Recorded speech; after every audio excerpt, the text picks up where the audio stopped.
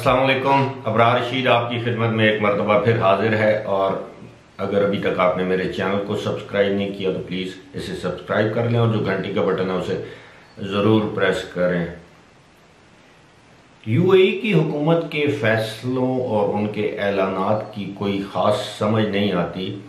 हर नए दिन एक नया फैसला सामने आता है और उसके बाद अगले दिन उस फैसले को रिवर्स कर दिया जाता है या उस कानून को तब्दील किया जाता है। फिर उसके बाद एक नया कानून, नया ऐलान सामने आता है।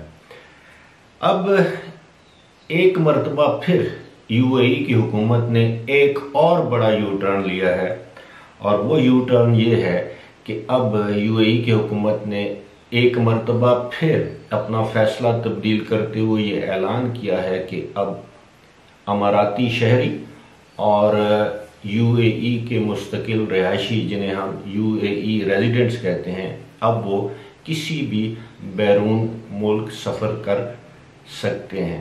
यानी इसका मतलब ये है कि वो लोग जो अपने अपने घरों यानी अपने ममालिक में जाना चाहते हैं लेकिन हैं वो यूएई के रेजिडेंट, अब वो बिला रोको टोक अपने ममालिक में जा सकते हैं या किसी दूसरे मुल्क में जा सकते हैं। इससे पहले शर्त क्या आई थी कि उनके जाने के लिए कोई वैलिड रीज़न होनी चाहिए। वो सिर्फ अपने मुल्क घूमने फिरने या किसी दूसरे मुल्क घूमने फिरने नहीं जा सकते थे, बल्कि उसके लिए वैलिड रीजंस क्या थी कि उनके अजीज़ व कारब में किसी की फौतगी हो गई हो, कोई बीमार हो, तालीम के लिए जा सकते थे, कारोबार के लिए जा सकते थे।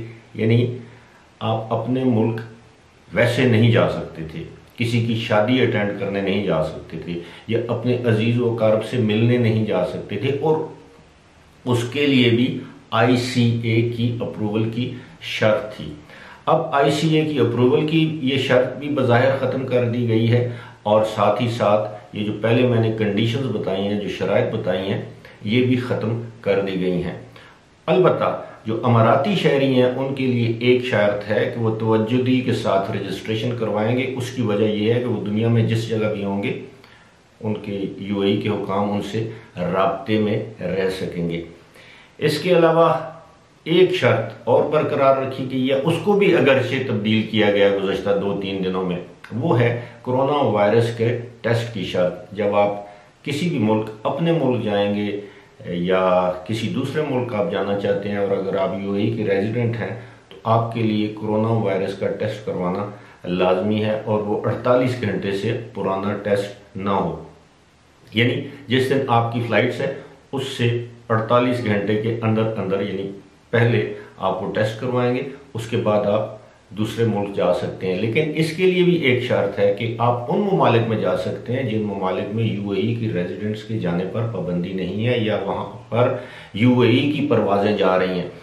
और अगर आपके इल्म में नहीं है तो मैं आपको बता देता हूँ, इस वक्त दुनिया के 50 शहर ऐसे हैं जहाँ पर एमिरेट्स एयरलाइन अपनी परवाज़ें ऑपरेट कर रही है, लेकिन अभी तक इत्तेहाद ने उन शहरों के नाम अनाउंस नहीं किए। जो माजी में अनाउंस किए थे वो तकरीबन 17 शहर बनते हैं, उनमें ज़्यादातर यूरोपियन सिटीज़ हैं। इससे ये साबित होता है कि अब यूएई की हुकूमत ने यह भांप लिया है कि उनके इन फैसलों से अवाम में बेचैनी फैली, खुशी नहीं हुई उनके, बल्कि उनमें कन्फ्यूजन फैली कि ये कैसे हो सकता है कि एक शख्स जिसका ताल्लुक पाकिस्तान से है, अगर वो अपने वालिदैन को मिलने आ रहा है 3-4 महीने की बंदिश के बाद, तो वो क्यों नहीं आ सकता? क्या वो इस बात का इंतज़ार करे कि खुदा न खास्ता उसके वालिदैन इस दुनिया से गुजर जाएं या वो शदीद अलील हो जाए तब उसको इजाज़त मिलेगी? ये इंसानी हकूक़ के भी खिलाफ थी। अब जाहिर है इस तरह की जो इनके फैसले हैं यूएई के हुक्मरानों के, इस पर मगरबी दुनिया में शोर मचाया जाता है कि ये किस तरह की हुकूमतें हैं, ये किस तरह के फैसले करते हैं, ये किस तरह अपने शहरियों को या किसी दूसरे मुल्क के शहरियों को अपने मुल्क में ज़बरदस्ती पाबंद कर सकती हैं।